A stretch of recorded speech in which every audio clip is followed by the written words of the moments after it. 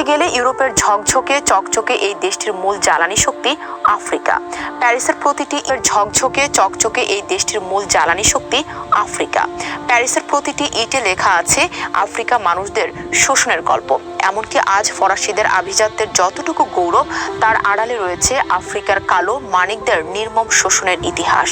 ফ্রান্সের কাছে আফ্রিকা কতটা গুরুত্বপূর্ণ তা দেশটির সাবেক প্রেসিডেন্ট ফ্রাঁসোয়া মিতেরা বলে গেছেন 1957 সালে।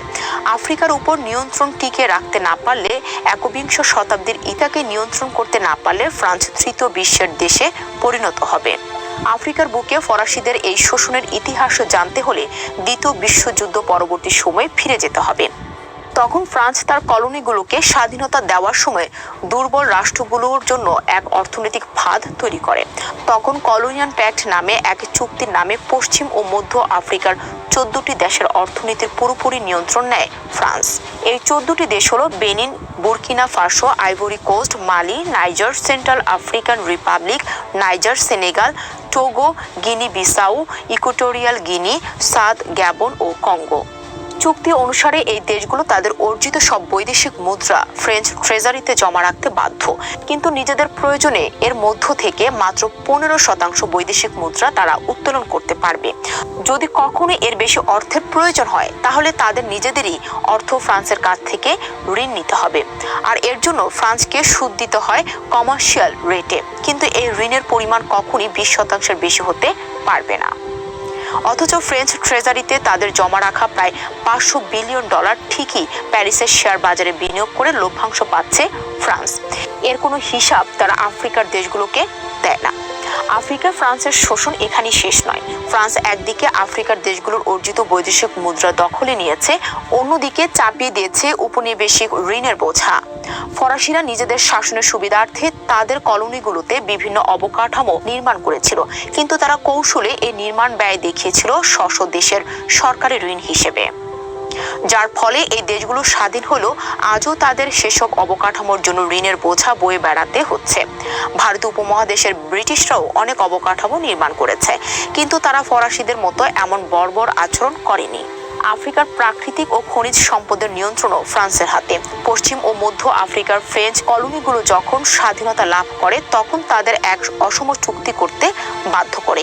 এই চুক্তি অনুসারে ফ্রান্স সবার প্রথমে তাদের এই খনিজ সম্পদ উত্তোলনের অধিকার পাবে। যদি তারা আগ্রহ না দেখায়, তবেই অন্য দেশের মাধ্যমে প্রাকৃতিক সম্পদ উত্তোলন করা যাবে। খনিজ সম্পদ উত্তোলনের মতো অবকাঠামো নির্মাণের কাজও পেয়ে থাকে ফরাসি কোম্পানিগুলো। ফ্রান্সের হাতে চুক্তিবদ্ধ দেশগুলোর বড় বড় প্রকল্প কাজ তারা স্বাভাবিকের চেয়ে কয়েকগুণ বেশি অর্থ নিয়ে করে দেয়। চীন বা অন্য কোনো দেশ যদি ফ্রান্সের চেয়ে কম অর্থের বিনিময়ে অবকাঠামো নির্মাণ করে দিতে চায়, তবু আফ্রিকার দেশগুলোর সম্মতি জানানোর সুযোগ নেই। ফ্রান্সে যে পরিমাণ বিদ্যুতের প্রয়োজন, 3/4 বিদ্যুৎ আসে পারমাণবিক বিদ্যুৎ কেন্দ্রগুলো থেকে, আর সেই পারমাণবিক চুল্লিগুলো জ্বলে মালির ইউরেনিয়ামে। নামমাত্র মূল্যে মালির বিপুল পরিমাণ ইউরেনিয়ামের সবই চলে যায় ফ্রান্সে। এর সাথে অন্যান্য প্রাকৃতিক আছেই। মালির যেসব দেশপ্রেমিক নাগরিক ফ্রান্সের শোষণের বিরুদ্ধে অস্ত্র ধরে, তাদের জিহাদি বা ইসলামপন্থী সন্ত্রাসী পরিচয় দিয়ে সামরিক অভিযান চালায় ফ্রান্স। এসব অভিযানে একের পর এক জনপদ তারা বিমান ও সাজোয়া কামানোর গোলায় বিধ্বস্ত করেছে। শুধু মালি নয়, ফ্রান্সের আওতাধীন আফ্রিকার 14টি দেশের যেখানেই প্রাকৃতিক সম্পদ পাওয়া গেছে, তার সবই দখলে নিয়েছে তারা। আফ্রিকার যে দেশপ্রেমিক সাধারণ মানুষ ফরাসিদের শোষণের বিরুদ্ধে প্রতিরোধ গড়ে তুলেছে, তাদের পাশ্চাত্য মিডিয়া সন্ত্রাসী হিসেবে প্রচার করছে। মূলত তাদের স্বার্থের বিপক্ষেই যারা দাঁড়াবে, তারাই হয় স্বৈরাচার নয়তো সন্ত্রাসী। তবে আফ্রিকা ফ্রান্সের আধিপত্য অদূর ভবিষ্যতে কমে আসবে। সেখানকার দেশগুলোতে নজর দিয়েছে চীন ও তুরস্ক। চীন ব্যবসা বাণিজ্যের দিক দিয়ে অনেক দূর এগিয়ে গেছে। এরদোয়ান সরকারও চেষ্টা করছে আফ্রিকার শক্ত অবস্থান তৈরি করতে, কিন্তু আফ্রিকার দেশগুলো যেহেতু ফরাসিদের শক্তির মূল উৎস, সেহেতু সেখানে তারা যে কোনো মূল্যে শোষণ ও শাসন অব্যাহত রাখতে চাইবে। ফলে আফ্রিকা হয়ে উঠছে পরাশক্তির সংঘাতের নতুন কেন্দ্রস্থল। তাই বলা যায়, আফ্রিকার অভাগা কালো মানিকদের রক্তক্ষরণ বন্ধ হওয়ার সম্ভাবনা অদূর ভবিষ্যতেও নেই।